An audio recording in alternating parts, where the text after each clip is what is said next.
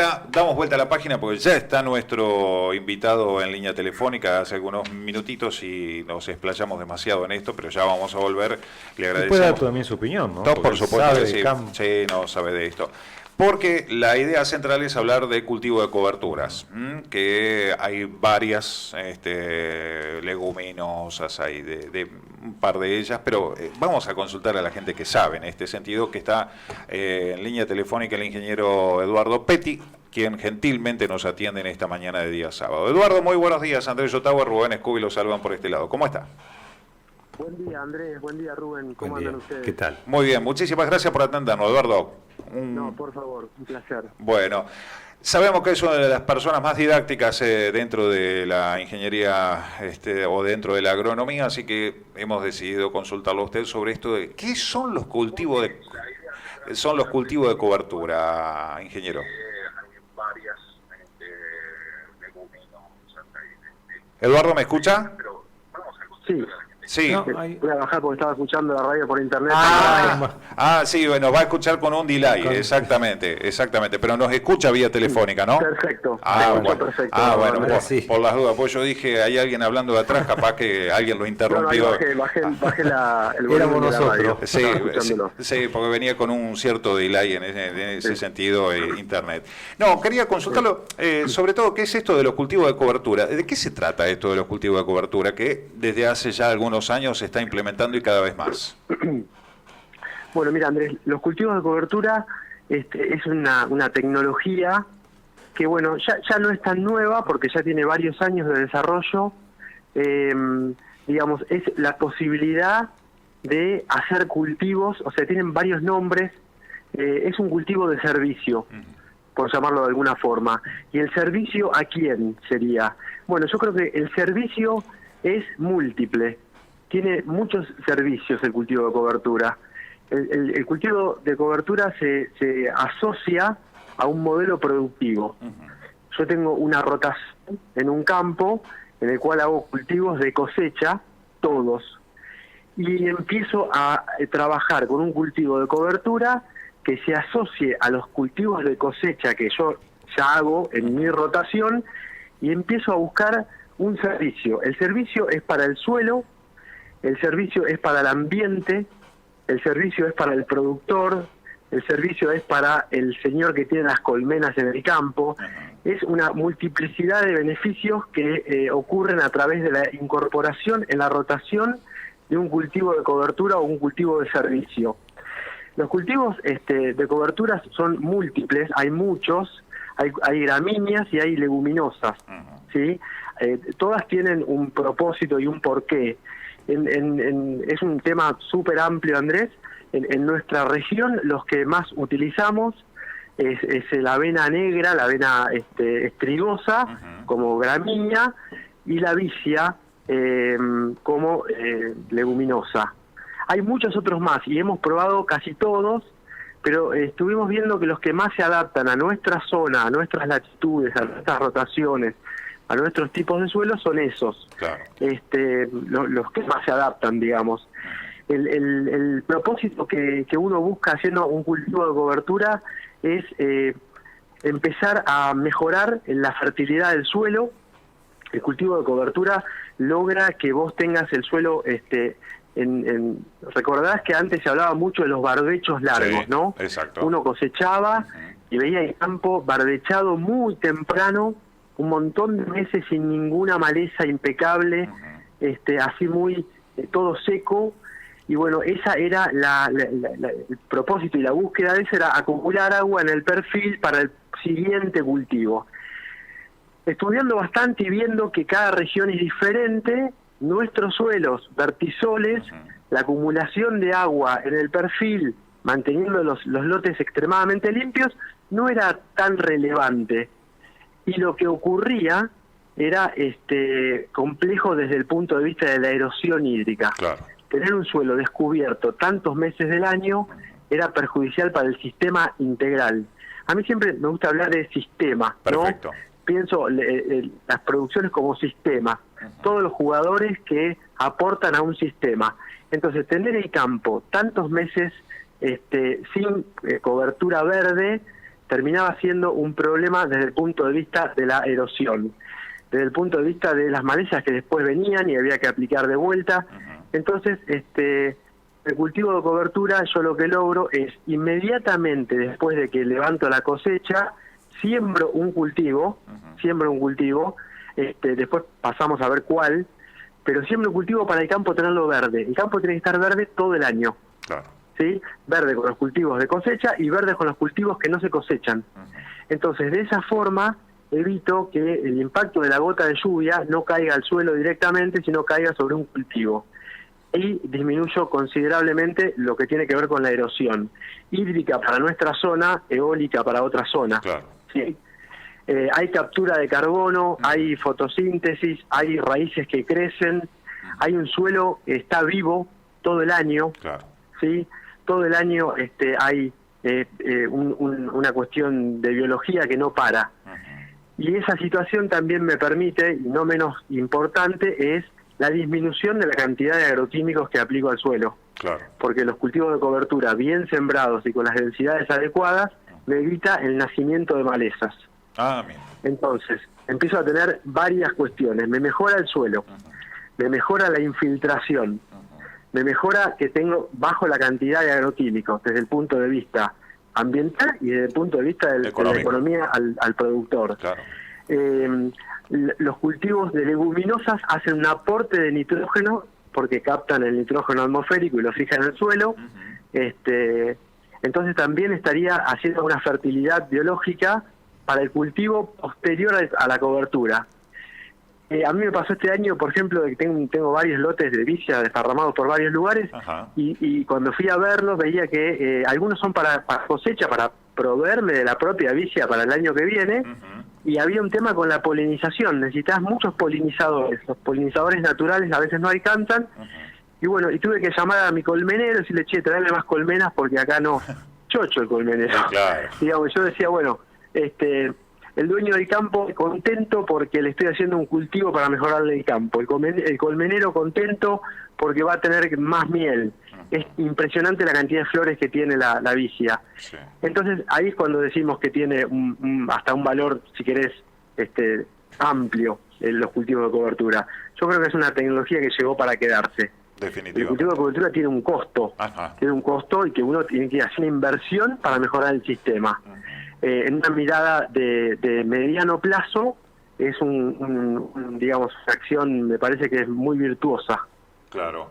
Y en la relación a lo que venía siendo la manera tradicional, ¿no? Hacer un barbecho, dejar el campo descubierto hasta la próxima siembra, y todo lo que tiene que ver con las inversiones. Uno mayormente piensa que cuando empieza con un nuevo sistema productivo, sabe que va a tener que hacer una inversión importante y que por allí el recupero no va a ser en el corto plazo, como sucede en la gran mayoría de los negocios.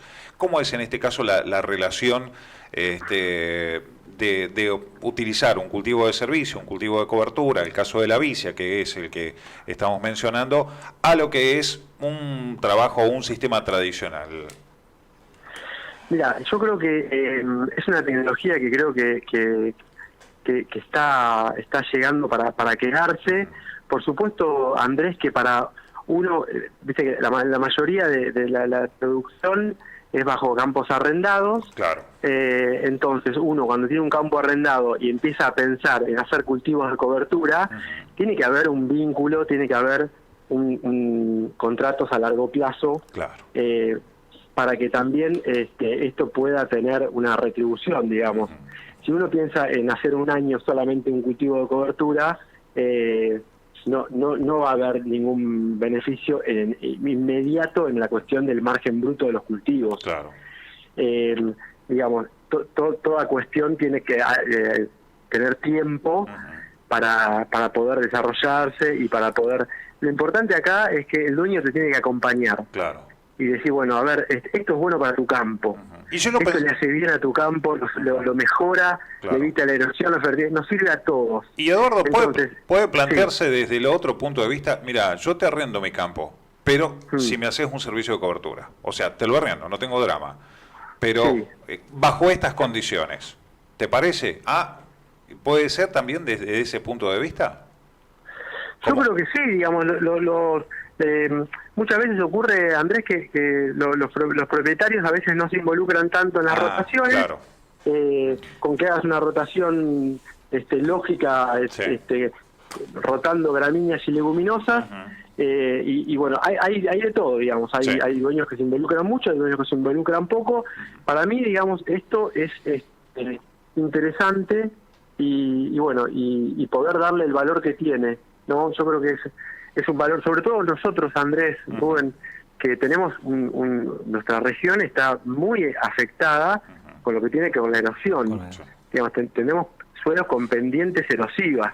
El vertisol y la pendiente es una combinación fatal, ¿no? Es como tirar agua arriba de un jabón. El tener tanta arcilla en el horizonte A, el agua corre, no entra, se va. Por eso cuando llueve mucho vemos que corre el agua por digamos, por las cunetas, por las cañadas. Entonces tener un cultivo que me ayude a mejorar la infiltración es algo virtuoso para todos. Seguro. Después, si lo llevas a números estrictos, hay, digamos, muchas cuestiones para analizar desde el punto de vista de la fecha de siembra, qué cultivo. Siempre poder lograr un cultivo de cobertura con un volumen importante de materia seca correlaciona con lo que te aporta. Si vas a hacer un cultivo de cobertura bien en fecha, fertilizado y bien, te puede aportar un nitrógeno para el cultivo siguiente, que sería digamos, beneficioso para el maíz tardío. El maíz tardío, la vicia como antecesor de maíz tardío, venimos viendo que es una rotación que se suman, digamos. Claro, sí, que se complementan de alguna manera. Se complementan porque le aporta nitrógeno. Exactamente. Esto no quiere decir que uno no tenga que fertilizar, ni mucho menos. No, bueno, pero... O sea, es una fertilización, ayuda a la cantidad de N que hay en el suelo para que el maíz tardío prospere y esté mejor. Eduardo, de acuerdo a su experiencia, el trabajo que realiza tanto en el departamento de Gualeguaychú, seguramente en otros lugares de la provincia de Entre Ríos, ¿qué característica tiene el suelo? Y usted, hablando con las personas que lo contratan o que le hacen consulta, ¿qué tipo de cultivo usted sugiere que se haga en nuestra zona? De cobertura, ¿no? Bueno, sí, nosotros estamos en lo que es leguminosa, hemos probado varios, hemos probado el trébol persa, hemos probado el trébol rojo, hemos probado la vicia. La verdad que la vicia es, y como te digo, hemos probado y nos ha salido mal. Y hemos tenido que corregir la densidad y corregir, o sea, y también ahí es un trabajo de ir investigando, desarrollando, a ver cuál es la forma adecuada, fechas de siembra, inoculada, no inoculada, diferentes opciones, y en mi opinión los mejores resultados los he tenido con vicia villosa. Con vicia villosa, sembrada lo más temprano posible, sea marzo, abril, mayo, cuando se levante el cultivo que venga. La vicia, hemos tenido resultados muy interesantes en lotes de vicia que van a maíz tardío, con unos volúmenes de acumulación de materia seca importantísimos y ninguna aplicación de herbicidas desde que se siembra hasta que se pasa al cultivo siguiente, o que se cosecha la vicia cuando uno necesita semilla para poder seguir con esta tecnología. Cero aplicación. Es impresionante el volumen que desarrolla y la capacidad de herbicida natural que tiene. Volviendo al tema de no menos importante, hoy que nuestro sector es cuestionado en cuanto a la utilización de agroquímicos, realmente este cultivo baja la cantidad de agroquímicos por hectárea. Qué bárbaro. Eduardo, ¿y sirve como pastura o no? Bueno, no, la vicia, no, la vicia pura no, seguro que no. La vicia, algunos la hacen mezclada con avena. Hay unos temitas en la floración que puede generar intoxicación para el ganado, con lo cual no sería el más recomendable. Pero sí, por ejemplo, las gramíneas, que lo hacemos, la avena, las gramíneas pueden utilizarse cualquiera como cobertura, ¿no? Uno busca que crezcan rápido para que tape el surco rápido y evite que nazcan malezas. Por eso hablamos de la avena estrigosa. Básicamente la avena estrigosa crece muy rápido y me logra ese paragüita de biomasa verde para que no crezcan las malezas. Bien. Entonces, ahí la avena vemos que es el que cumple mejor ese objetivo. La avena se puede pastorear, y de hecho lo hacemos, pastoreos controlados, porque si uno, digamos que cosecha demasiado pasto, está perdiendo todo lo que vengo diciendo, pero pastoreos controlados, hemos hecho hasta 1 y 2 pastoreos en cultivos de cobertura. Ah, bien. O sea que ahí sumaríamos un tercer beneficiario, que es la ganadería. Sí, se pueden pastorear los cultivos de cobertura teniendo mucho cuidado de no torcerse del objetivo principal. Fertilidad, malezas, erosión, pero también va. Sí, no sobrecargar el lote de animales, en definitiva, Exacto. y cuidarlo Exacto. día a día hasta para no pasarse de rosca en ese sentido y perder lo que es el objetivo final que tiene estos cultivos de cobertura, sobre todo en lo que hace a materia de agricultura, ¿no? ¿Y cuál es el periodo? O sea, se cosecha, digamos, se cosecha la gruesa, ya sea una soja o un maíz, y automáticamente se siembra la vicia, por ejemplo, si es que hablamos de vicia. Sí, exactamente. Automáticamente se siembra. Si vos agarrás temperaturas otoñales, la villa desarrolla muy bien en el otoño, y ya llegás al invierno, que ahí en el invierno se queda bastante quieta, crece poco. Es importante por ahí poderla sembrar en fecha, sembrarla con temperaturas otoñales para que ya pueda desarrollar. Llega el invierno y después tiene una explosión, Andrés, de crecimiento en primavera. Impresionante el volumen que mete en primavera. Y después pasas a un maíz tardío.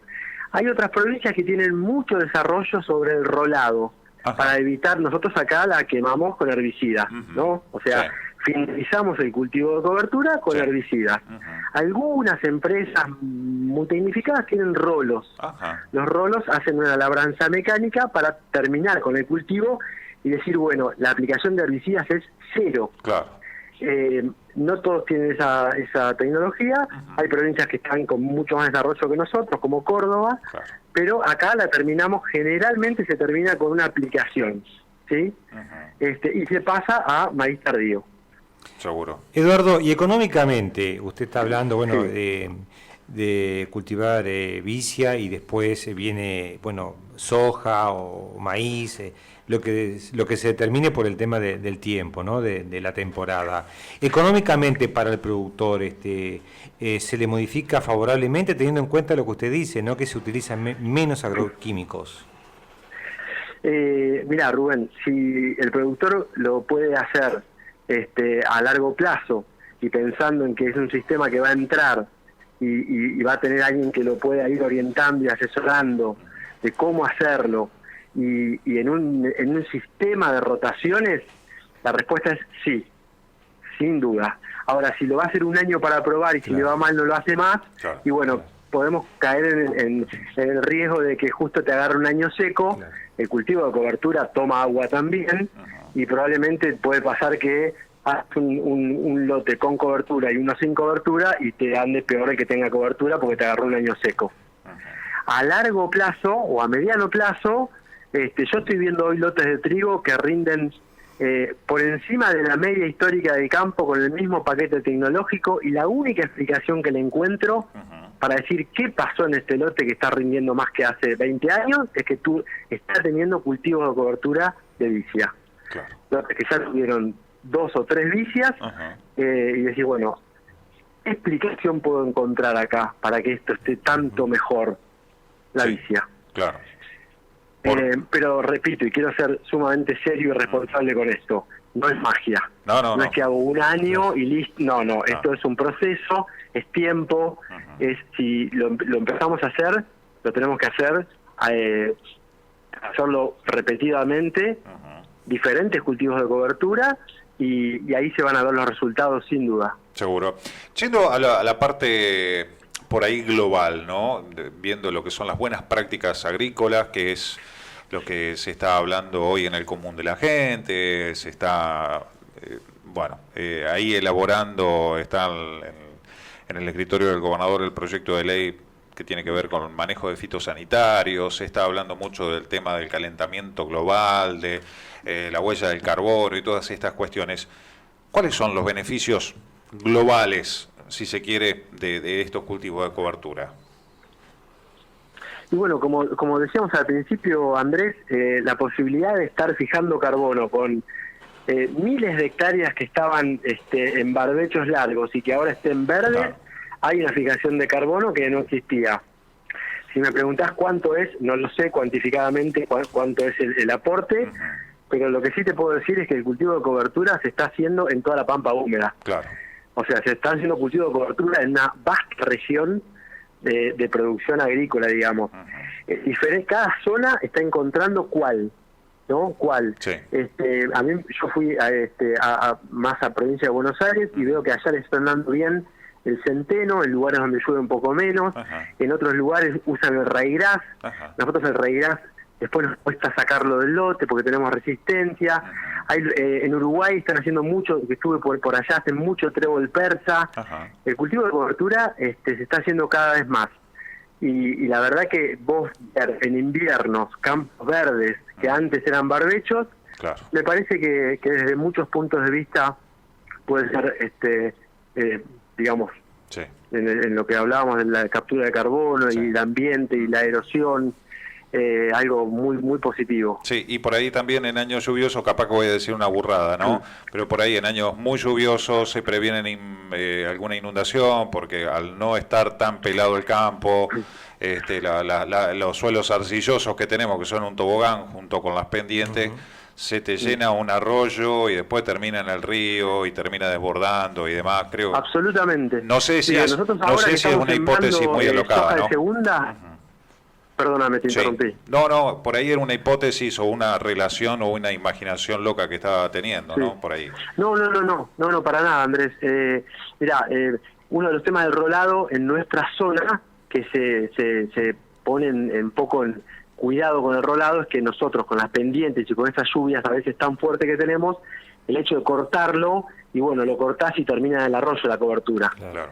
Entonces esa es una de las cosas que tenemos que tener en cuenta. Muy distinto es alguien que no tiene pendiente, que tiene suelos planos, a suelos con nosotros que tenemos pendientes erosivas. Entonces rolarlo podría ser peligroso. Claro. Él dijo que no, pero es para tenerlo en cuenta y estudiarlo y analizarlo bien. Yo veo, por ejemplo, ahora que estamos sembrando soja de segunda con la humedad muy escasa, los lotes que vienen ya con varios años de cultivo de cobertura, hay un colchoncito de mulching, una cantidad de materia orgánica ahí, digamos, una especie de cobertura seca, que tenemos humedad en esos lotes. Claro.